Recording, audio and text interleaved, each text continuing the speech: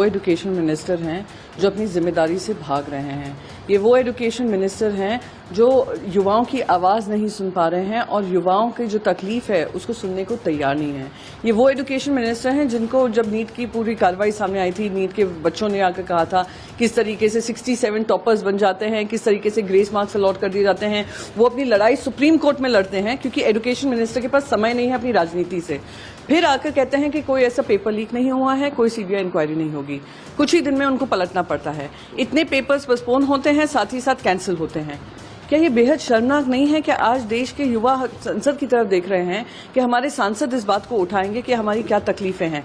ये सिर्फ युवाओं की बात नहीं है, देश के फ्यूचर की बात है और वो अपनी जिम्मेदारी से भाग रहे हैं और जवाब देना नहीं चाह रहे। हम कह रहे थे कि राष्ट्रपति का जो अभिभाषण हुआ उस पर हम सब चर्चा में शामिल होंगे, पर ये मुद्दा बहुत इंपॉर्टेंट है जो आप आपातकाल की बार बार बात कर रहे हैं। वो 5 दशक पहले हुआ था, उससे इन युवाओं को कोई लेना देना नहीं है। आने वाले समय में जो उनकी करियर पे इमरजेंसी लगी हुई है उस पर चर्चा कर लीजिए, पर उससे भी भाग रहे हैं। ये स्पष्ट करता है कि ये इनके दांत दिखाने के कुछ और, खाने के कुछ और हैं। देखिए, जिस अनाउंस हुए हैं का ये सब ऑनलाइन मोड पे होगा। क्या एजुकेशन मिनिस्टर ये आश्वासन दे सकते हैं कि कोई टेक्नोलॉजिकल इश्यूज नहीं आएंगे, टेक्निकल डिफिकल्टीज नहीं आएंगी, इंटरनेट की सुविधा हर सेंटर पे जो सेंटर्स अलॉट किए जाएंगे उन सेंटर्स में रहेगी?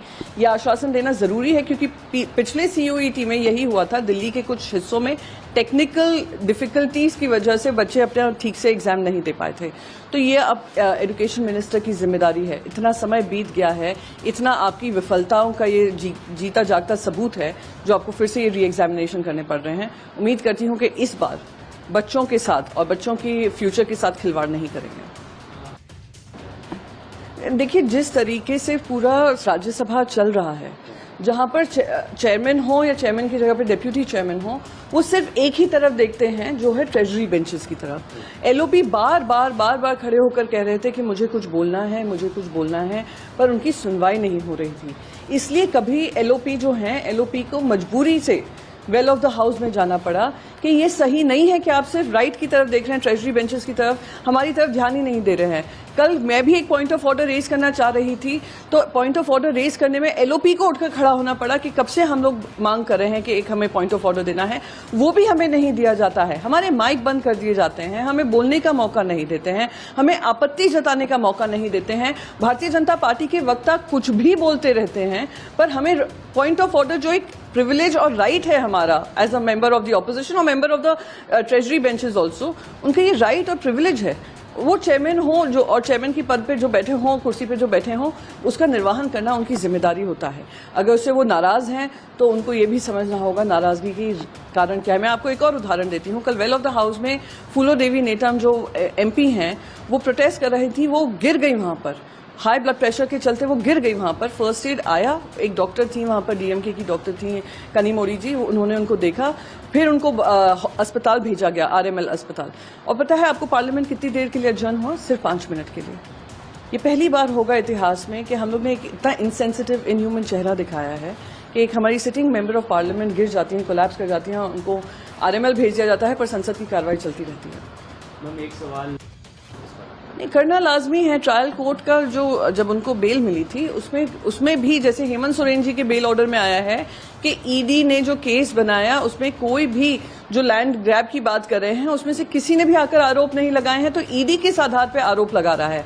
तो दिखा रहा है ये पॉलिटिकल विच हंट है। ट्रायल कोर्ट ने भी ये कहा बेल ऑर्डर में ये था कि ईडी कोई भी जो एविडेंस है साबित नहीं कर पा रहा है।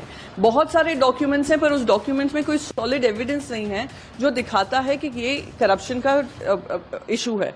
तो ये एजेंसीज का जो दुरुपयोग हो रहा है उसके खिलाफ हम सभी इस प्रोटेस्ट में मैं मानती हूँ इस प्रोटेस्ट में शामिल होना चाहिए, क्योंकि जो दुरुपयोग किया जा रहा है केंद्र सरकार की तरफ से, अब समय आ गया है कि 240 वाली भारतीय जनता पार्टी है, दूसरी राज्य पार्टियों के साथ आकर उन्होंने सरकार बनाई है। एजेंसीज को अभी भी हरकत में आ जाना चाहिए, वरना हमारी जब सरकार बनेगी हम पूरी कोशिश करेंगे कि जो उनकी रीढ़ की हड्डी खत्म हो गई है उसको फिर से कायम करें। मैं बस यही कहूँगी कि देवेंद्र फडणवीस अब वो इंसान हैं जिन्होंने सोचा था कि वो अमित शाह और नरेंद्र मोदी जी का कॉम्बिनेशन महाराष्ट्र में है, पर जनता ने उनको बता दिया कि वो कहाँ पर हैं।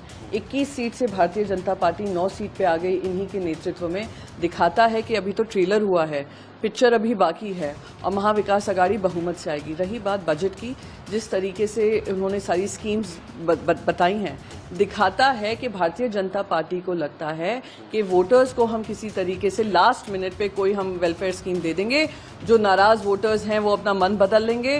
पर जो महाराष्ट्र के वोटर्स हैं उन्होंने 2 साल में सिर्फ भ्रष्टाचार देखा, उनके लिए कोई काम नहीं देखा, सिर्फ एक ऐसी गंदी राजनीति देखी जिसके चलते वो उनसे नाराज हैं। ये पैसों के बल पे ये जो खरीदने की कोशिश करते हैं, ईमान खरीदने का काम किया है उन्हें। इनको लगता है अगर वोटर्स भी ऐसे पैसे दे देकर आप उनके वोट खरीदेंगे तो ये इस भ्रम में ना रहें। और दूसरों को के बारे में टीका टिप्पणी करने से पहले जरा अपने गिरेबान में झांकें कि आज जनता ने उनको क्यों विफल किया है।